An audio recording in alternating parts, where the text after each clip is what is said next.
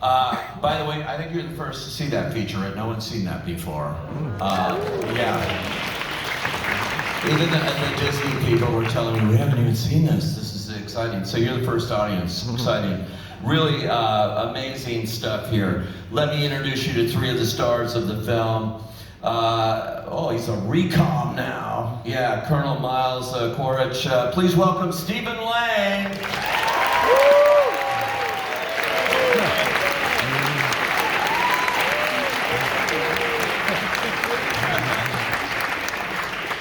She hardly needs an introduction from me. In the original Avatar 13 years ago, she played Grace Augustine. Now she's playing a 14-year-old teenager. Sigourney Weaver!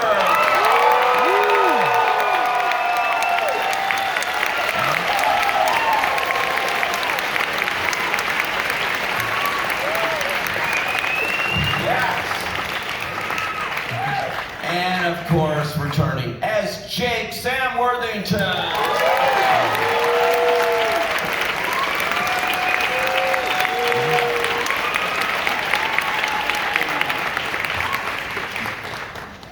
Wow, we look at that featurette, we look at the style of acting that you have to go through. This is, I imagine, nothing they taught in drama school when you started out as an actor, that you might be doing this, but what an extraordinary three-dimensional performances you guys turned in here. It really is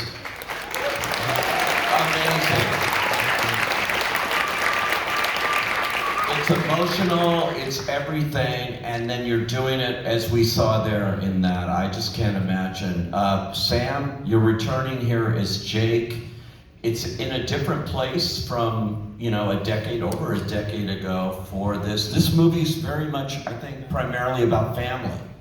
And family for Jake, too, with everything he has to do, being a leader and everything, but he also has to look out for his family, which is something everyone can relate to with this. What about this version of Avatar, The Way of Water, coming back to this role at this point in your career, attracted you and made you excited to do it again? Jim Cameron, of course.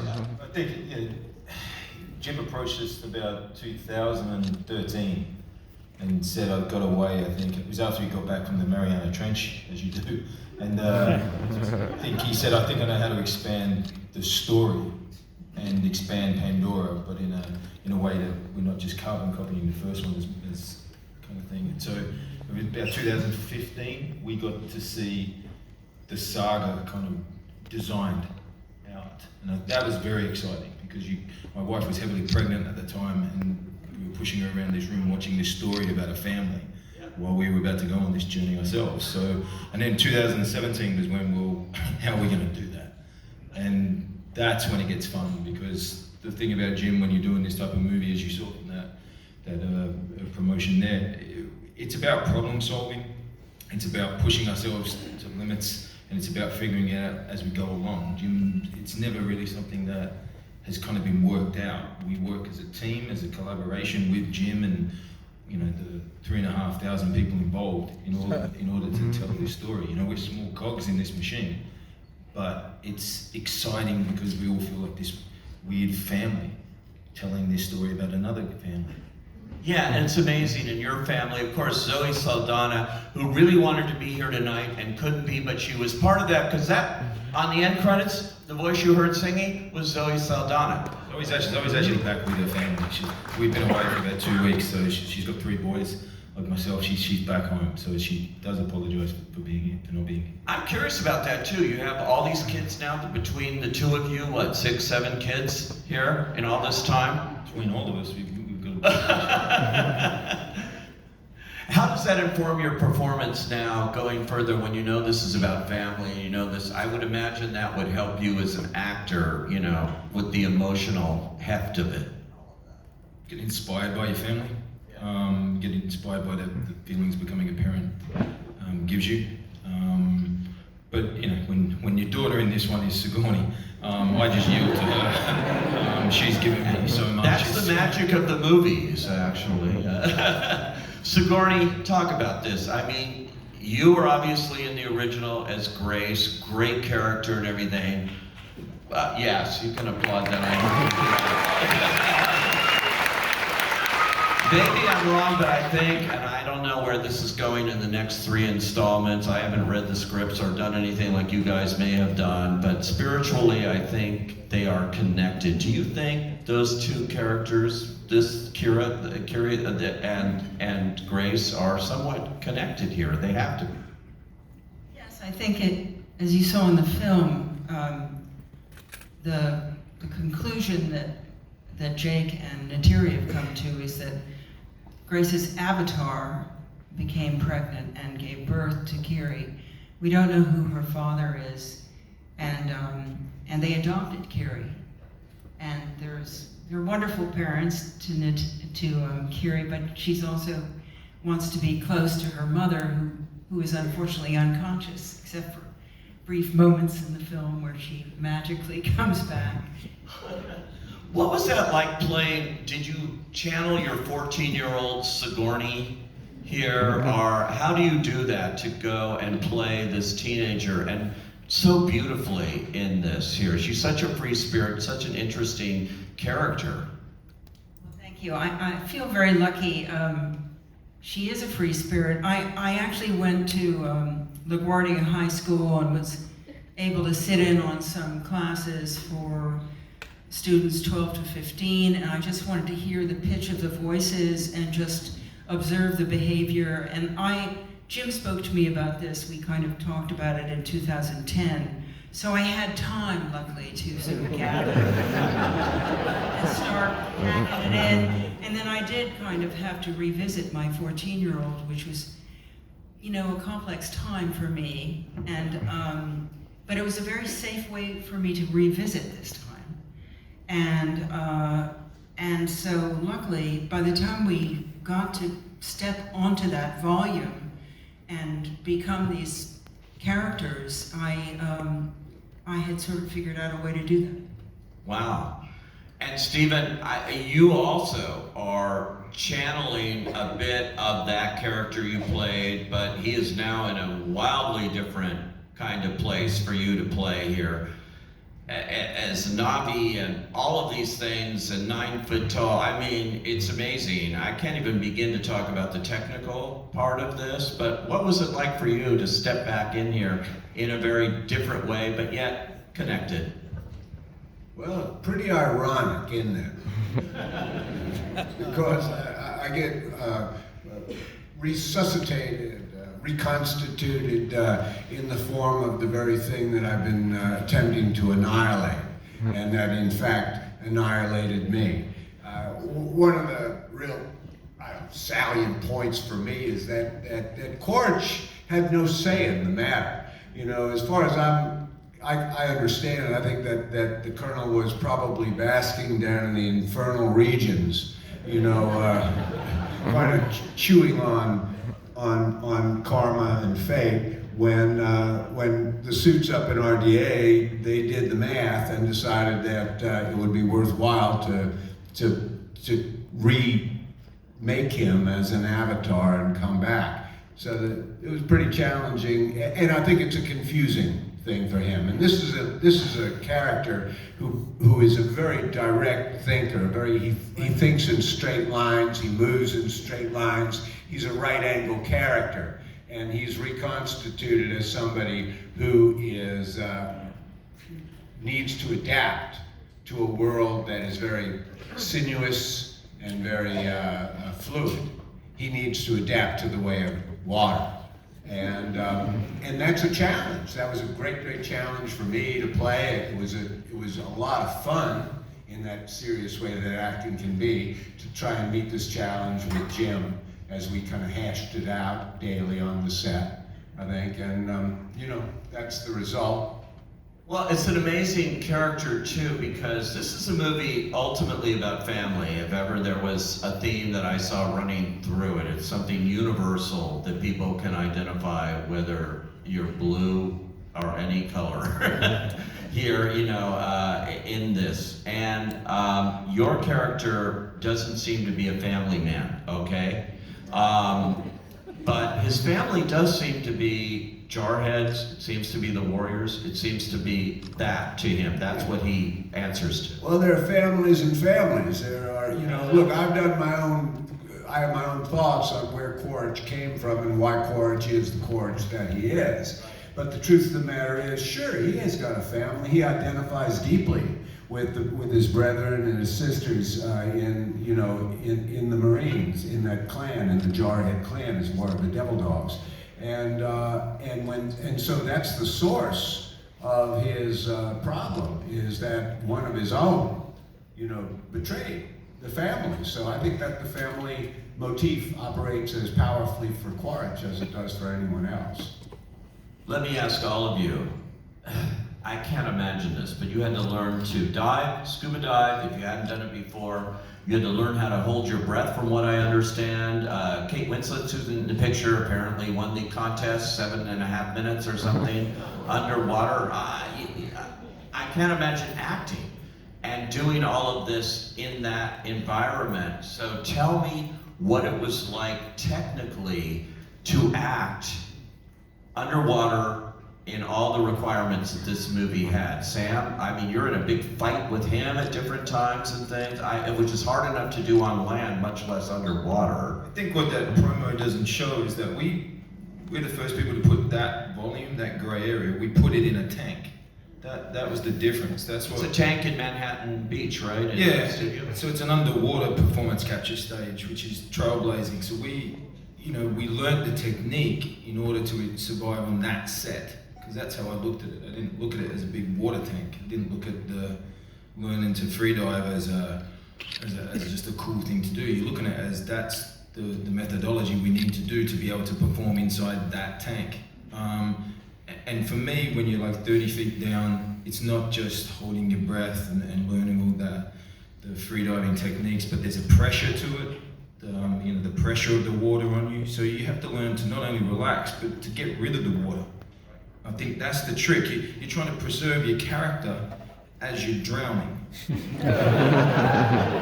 It's also like Cameron has said, in a normal thing, if you're going to do this with divers and things, bubbles are going to come up and that'll destroy the shot. Well, and you can't do that. It's because of the technology. Everything, as you see with the head cams, it's the same underwater. The amount of information that is coming from our performance can be translated underwater. There's 20, 30 guys with reference cameras under there taking the information of what our performance is. So nothing is animated on top of what we're doing. And because of that, the bubbles would get in the way of the information. So the technique that we learned was to allow us to perform scenes minutes at a time without bubbles, basically, with a comfortability in a very foreign environment. I think, and it was, the little girl learned it. It's a technique anyone can learn, and we trained on it for months. But the idea was, just like, Top Gun put them in the jets, we wanted to be in the natural environment. It adds to an authenticity of the story that hopefully allows an audience to not get pushed out of the story, but still remain immersed. What about for you, Sigourney? What was that experience like? Well, it was a great adventure, I must say. I think I love the water. I immediately thought this was going to be challenging, but luckily Jim doesn't throw out these challenges without giving you a way to get there. And we had one of the best teachers in the country, Kurt Crack, who also has taught the Navy SEALs, to really take us through for about a year. And then, of course, Jim says, listen, everybody, when you're in the water, I don't want to see any of this. So he said, you have to learn to relax your face, open your mouth, open your eyes, and really look like you're comfortable there. And so luckily we had some time to also add that. And when I see it now, I am so grateful for that training, because I don't think you can act, I'm comfortable 30 feet down doing a 4-minute scene. You've got to know what you're doing, you've got to feel safe, and Jim made sure that we were safe, we had safety divers around us, so we were free to take the chances we needed to take. It's very quiet down there too. You've got to understand, we can't talk to each other. So the only person that you can hear is Jim directing you, like this voice, his spirit going. You hear him going there? He directs you underwater, And by the way, he says, well, he has quite a reputation over the years, you know, and working on these movies and getting what he wants. But he says he's a kinder, calmer Jim Cameron on this movie. Was he, in terms of directing and getting what he wants? Well, I think so. I've known him for quite a long time. Yes, you have. We know aliens and all the fantastic stuff. You've been, oh my God, you've been in outer space, you've been under the water, you've done it all with this.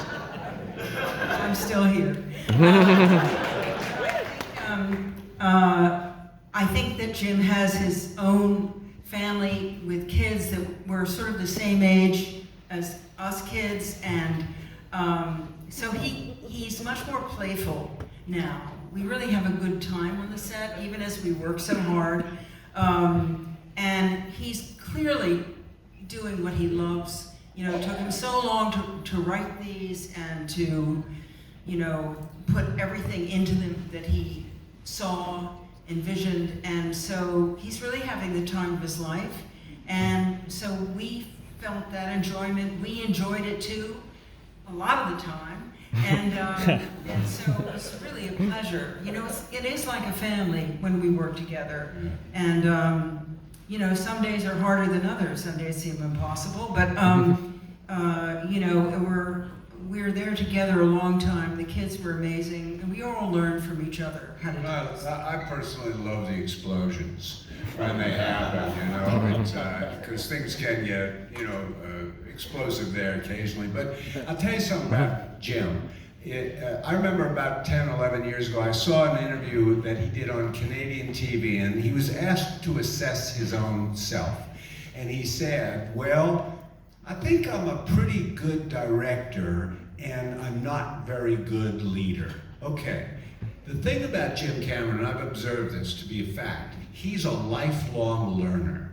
Jim is always asking questions. He wants to know, he wants to learn, he wants to evolve. And having posited that he is not a great leader, I believe he wanted to become a better leader. And he has found ways to do that. And look, I loved working for him on Avatar, the original Avatar, but I've never had as much fun in my life as I had working on Way of Water. And it was serious fun, and there were days that were very tough. But we always felt we were being led by somebody who just was so passionate about what he did. And he did it with great love and respect and great humor. There was a tremendous amount of laughter on this set. So it's also so generous. For instance, when we first got there in 2017 and I saw the pictures of Kiri, she was a very composed looking young girl. Her hair was neat. It was kind of in a little band. She had a little upturned nose, and I was like, Jim, no girl feels like that. You always, you know, you can't imagine that someday you could grow up to be like Natiri, who's this brilliant warrior who can do anything. I said, she has to look like the way she feels inside, which is, you know, sometimes really a mess and full of, you know, all kinds of feelings, good and bad, and you know, he's the kind of director who listens to his actors, and he sent me away with the, you know, the drawers, and we reconceived Kiri to be awkward Kiri, and that's who you see up there now. That is, it's so true in this, the emotion that comes through with the acting and things. Sometimes in these kinds of big budget, incredible movies that are full of technology and things, you lose the people, you lose the humanity, and here you don't. This is an amazing ensemble of actors who are acting, who have just taken their craft to a different level, maybe they've never done before, but it's still the craft. It's still acting. Definitely. It's all from here, you know, and we actors know that that's sort of where it is, and somehow this technology picks up the essence of what you're doing as well as all the detail, picks up that fire, you know, and I think it's absolutely incredible. what it picks up and how true it is. It's worth noting also that we have a whole raft of youngsters in this film, and some of them this is their very first film. And so what that says is that the craft and art of performance capture is what they understand acting to be. And that's all to the good, and particularly when you have mentors like Sam and Sigourney and Jim and Zoe to really supply the fundamentals, of acting to them. So I just think the performance capture aspect of it is just the defining process for this film. And to me, it's acting at its highest and most fundamental level. Yeah, it's very clear when you see it that's there. More than even in the first film, I notice is I almost, Avatar's time has come now in a weird way. It seems so right. We've waited 13 years for this, but the timing is right for it. And I wanted to ask you, Stephen, I've seen you in a lot of kick-ass stuff, and you have big fights underwater with this guy. And I know, I mentioned, it's really hard to do that on land. I mean, get it all right. And here, I can't imagine. Was it more difficult technically to pull that off underwater? It was difficult. It was tough for sure. I have a lot of faith and trust in Sam. I feel like I'm in good hands. It was hard. If you're doing it on dry land and someone gets hurt, you can call banana or an odd word rather than help or stop, because that translates to there's a problem. When you're underwater, you're relying on signals, you're relying on looking at each other, because I'm choking him out underwater, so he literally could die. And you're relying on the safety team around you, and Jim especially, watching it from, I think it was like 15 different angles of reference cameras to see whether what we were doing was on point. Because it's risky, yeah. He actually has some device, virtual device, that he sees after you've done all of this stuff, all these takes, different things, and he's going to choose what he does, and he looks at that. And you can see it straight away. Yeah, right. The camera is the virtual camera that he designed and built. Can see what we're doing as we do it. So I wave, the avatar waves. I choke him out underwater. He can see the choke out underwater. And he can zoom it in and out like a Google map, I guess, but it's like a Pandora vision. And he can took it. And so what he does, once we've captured it, many months later, which is capturing the performances and putting them in, banking them into a system, he can then use that same technology to go back into the volume and see what we caught, and then he picks his camera angles. Then he Without us there. Without us there. Without you there, it's just remarkable. So he goes for the truth of the scene a number of times until he's satisfied.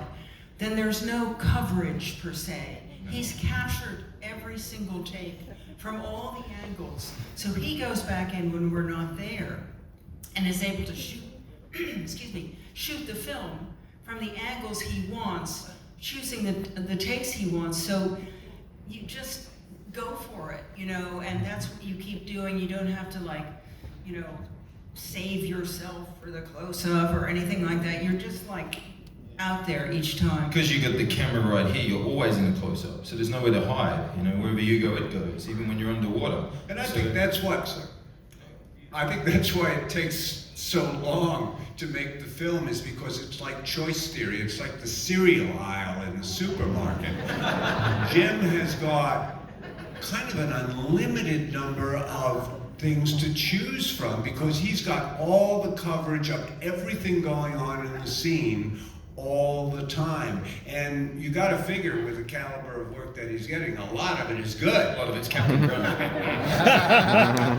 But do you, he has all the scripts. I mean, we all know he's got 4 films planned here. Do you have all these scripts written before he begins to shoot day 1?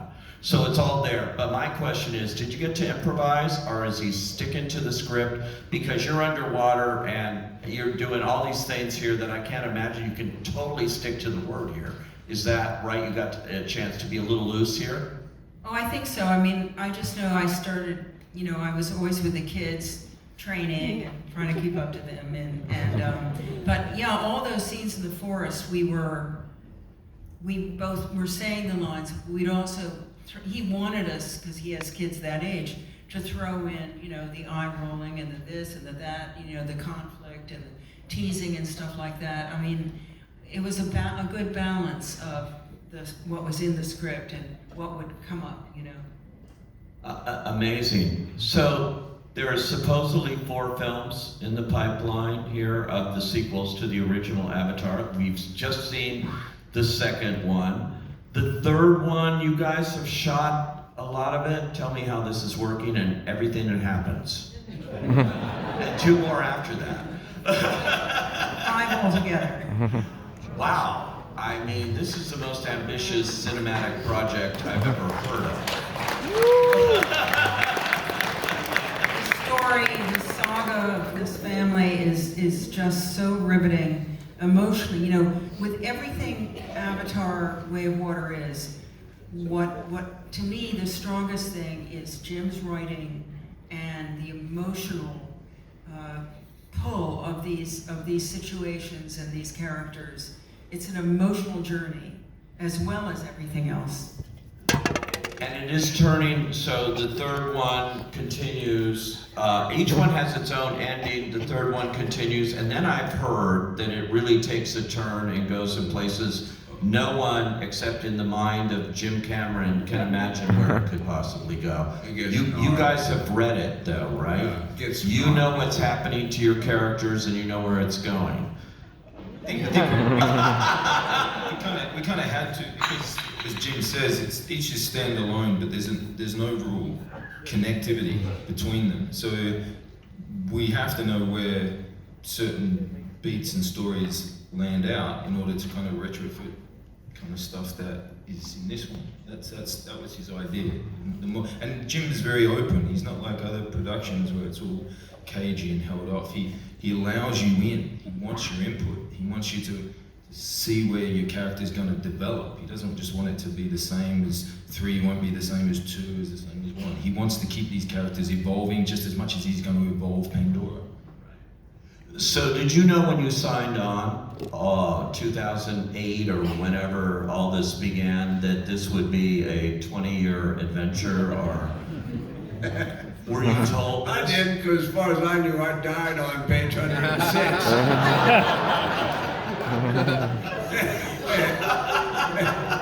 You know, and it seemed pretty definitive to me, because if that first arrow didn't kill me, I know the second one had to.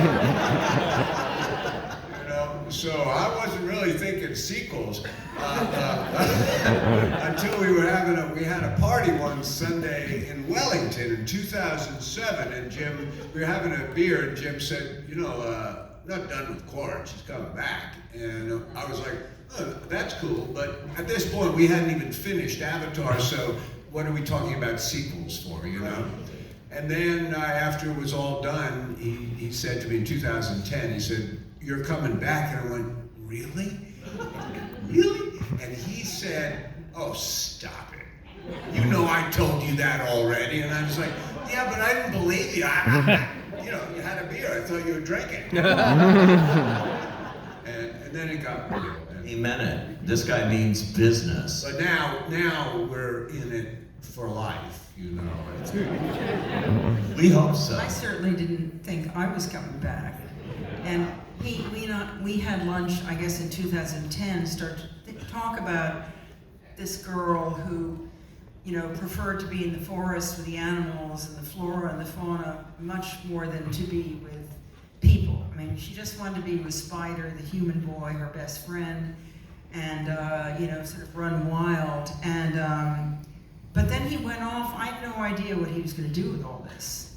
And so I was so touched, and frankly, I felt very amazed and honored that he would entrust me with such a delicate role.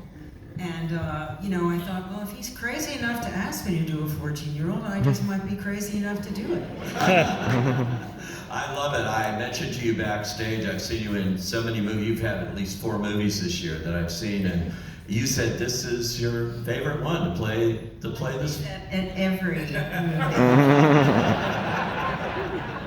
I gotta tell you, it's worth it, and all the acclaim and everything that's happening, is clearly happening for this film now, is well worth it and well deserved. Thank you all for coming out tonight.